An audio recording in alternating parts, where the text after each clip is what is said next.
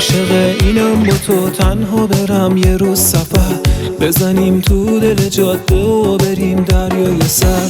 تو چشام زل بزنی غرق چشات بشم همش، تو به هم بگی منو هر جا دلت میخواد ببر. به تو حرفامو میگم قشنگ من به هر زبان، همه دنیا پر بشه از حرفمون با عشقمون. دوست دارم کنار من صدای خندت بپیچه، بال پروازم بشی پر بکشم تو آسمون.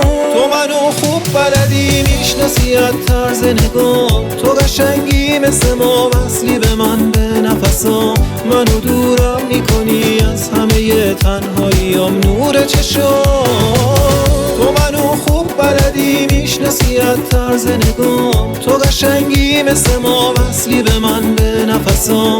منو دورم میکنی از همه تنهاییام نور چشام.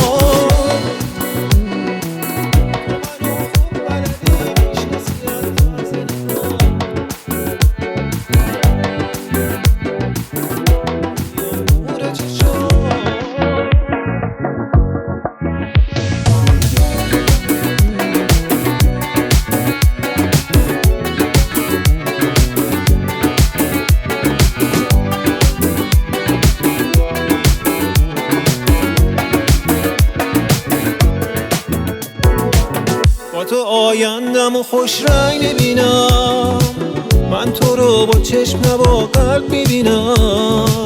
عشق تو حد نداره، من با تو عاشق ترینم. با چشای بسته میتونم رو تو حساب کنم، بی هوا صدات کنم زل بزنم نگات کنم. بازم جون بخواد جون دل و فدات کنم. تو منو خوب بلدی میشناسی از طرز نگام، تو قشنگی مثل ما وصلی به من به نفسام. منو دورم میکنی از همه تنهاییام نور چشام. تو منو خوب بلدی میشناسی از طرز نگام، تو قشنگی مثل ما وصلی به من به نفسام. منو دورم میکنی از همه تنهاییام نور چشام.